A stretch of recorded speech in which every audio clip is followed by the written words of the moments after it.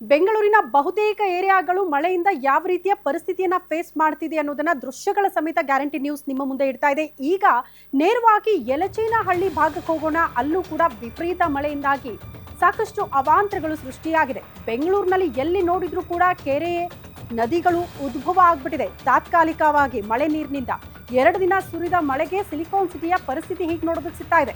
ನಿನ್ನೆ ಸುರಿದ ಮಳೆಗೆ ಯಲಚೇನಹಳ್ಳಿ ಭಾಗದಲ್ಲೂ ಕೂಡ ಕೆರೆ ನಿರ್ಮಾಣ ಆಗ್ಬಿಟ್ಟಿದೆ. ಯಲಚೇನಹಳ್ಳಿಯ ಉಮರ್ ರಸ್ತೆಯಲ್ಲಿ ಅಪಾರ ಪ್ರಮಾಣದಲ್ಲಿ ಆ ನೀರಿನ ಫೋರ್ಸ್ ನೀವು ನೋಡಬೇಕು, ಆಶ್ಚರ್ಯ ಪಡ್ತೀರಿ. ಇದು ನದಿನ, ಹಳ್ಳ ಕೊಳ್ಳನ ಆ ರೀತಿ ನಮಗೆ ಪ್ರಶ್ನೆ ಕಾಡುತ್ತೆ ದೃಶ್ಯ ನೋಡ್ತಾ ಹೋದ್ರೆ.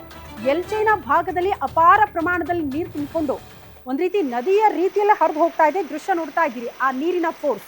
ಜಸ್ಟ್ ನಿಮ್ಗೊಂದು ಎಕ್ಸಾಂಪಲ್, ಪುಟ್ಟ ಮಕ್ಕಳನ್ನ ಏನಾದ್ರೂ ಮನೆ ಮುಂದೆ ಆಟ ಆಡಕ್ ಬಿಟ್ರೆ ಇಂಥ ಹೊತ್ತಲ್ಲಿ ಕೊಚ್ಕೊಂಡು ಹೋಗ್ಬಿಡುತ್ತೆ ಮಕ್ಕಳು. ಅಷ್ಟರ ಮಟ್ಟಿಗೆ ನೀರಿನ ರಭಸ ಇರೋದನ್ನ ದೃಶ್ಯದಲ್ಲಿ ನೋಡ್ತಾ ಇದ್ದೀರಿ. ಮತ್ತೆ ತಗ್ಗು ಪ್ರದೇಶ ಆಗಿರೋದ್ರಿಂದ ನೀರು ಅಷ್ಟೇ ಫೋರ್ಸ್ ಅಲ್ಲಿ ಹರಿದು ಹೋಗ್ತಾ ಇರುವಂತಹ ದೃಶ್ಯ. ಇದು ಯಲಚೇನ ಭಾಗದಲ್ಲಿ ಕಂಡು ಬಂದಿರುವಂತಹ ದೃಶ್ಯ. ನಿನ್ನೆ ರಾತ್ರಿ ಸುರಿದಿರುವಂತಹ ಮಳೆಗೆ ಈ ರೀತಿ ದೃಶ್ಯ ನೋಡಿ. ಯಪ್ಪ, ಆ ಫೋರ್ಸ್ ನೋಡಿ, ನೀರಿನ ಫೋರ್ಸ್. ಎಲ್ಲೂ ಜಲಪಾತ ನೋಡ್ಬೇಕಾಗಿಲ್ಲ, ಇಲ್ಲೇ ಕೃತಕ ಜಲಪಾತಗಳು ಸೃಷ್ಟಿಯಾಗ್ಬಿಟ್ಟಿದೆ ಬೆಂಗಳೂರಿನಲ್ಲಿ. ಆಗ್ಲೇ ನಮ್ಮ ಪ್ರತಿನಿಧಿ ಅಜಯ್ ಒಂದು ಮಾತು ಹೇಳ್ತಾ ಇದ್ರು, DCM DK ಶಿವಕುಮಾರ್ ತಾಕೀತು ಮಾಡಿದ್ದಾರೆ, ಸರಾಗವಾಗಿ ನೀರು ಹರಿದು ಹೋಗೋದಕ್ಕೆ ವ್ಯವಸ್ಥೆ ಮಾಡ್ಕೊಳ್ಳಿ ಅಂತ.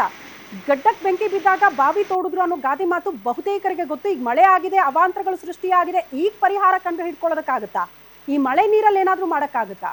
ಮಳೆ ಬರೋಕ್ಕೂ ಮುನ್ನ ಏನು ಪ್ರಿಪ್ರೇಷನ್ ಆಗಿತ್ತು ಅನ್ನೋದು ಕೂಡ ಪ್ರಶ್ನೆ ಆಗುತ್ತಲ್ವಾ? ಇದೇನು ಹೊಸ್ತಲ್ಲ, ಬೆಂಗಳೂರಿನ ದೃಶ್ಯಗಳು ಈ ರೀತಿ ಮಳೆ ಬಂದಾಗ ನೋಡೋದಕ್ಕೆ ಸಿಗೋದು. ಪ್ರತಿ ವರ್ಷ ಮಳೆ ಬಂದಾಗಲೂ ಕೂಡ ಇಂಥ ಪರಿಸ್ಥಿತಿ ಇರುತ್ತೆ. ಆಗೆಲ್ಲ ಎಲ್ಲಿ ಹೋಗಿತ್ತು ಈ ಬುದ್ಧಿ ಅನ್ನೋದು ಪ್ರಶ್ನೆ. ಅಟ್ಲೀಸ್ಟ್ ಮಳೆ ಬರೋಕ್ಕೂ ಮುನ್ನ ಏನಾದರೂ ಪೂರ್ವ ಸಿದ್ಧತೆಗಳು ಹಾಕಿದ್ರೆ ಇಷ್ಟೊಂದು ಸಮಸ್ಯೆ ಆಗೋದನ್ನ ತಪ್ಪಿಸ್ಬಹುದಪ್ಪ. ಯಾವ ಭಾಗದಲ್ಲಿ ನೀರು ಅತಿ ಹೆಚ್ಚಾಗಿ ನಿಂತ್ಕೊಳ್ಳುತ್ತೆ ಅಲ್ಲಿ ನಿವಾಸಿಗಳನ್ನ ಕಾಂಟ್ಯಾಕ್ಟ್ ಮಾಡಿದ್ರೆ ಸಾಕು ನಿಮಗೆ. ಸರ್, ಇಲ್ಲಿ ಜಾಸ್ತಿ ನೀರು ನಿಂತ್ಕೊಳ್ಳುತ್ತೆ, ದಯವಿಟ್ಟು ಇಲ್ಲಿ ಏನಾದರೂ ವ್ಯವಸ್ಥೆ ಮಾಡಿಕೊಡಿ ಅಂದಾಗ ಒಂದು ಅಂದಾಜು ಸಿಗುತ್ತೆ. ಯಾಕೆ ಇಲ್ಲಿ ನೀರು ನಿಂತ್ಕೊಳ್ಳುತ್ತೆ, ಯಾಕೆ ನೀರು ಹರಿದು ಹೋಗ್ತಾ ಇಲ್ಲ ಇಲ್ಲಿ, ಅದಕ್ಕೆ ಯಾವ ರೀತಿ ವ್ಯವಸ್ಥೆ ಮಾಡ್ಕೊಳ್ಬೇಕು ಅಂತ.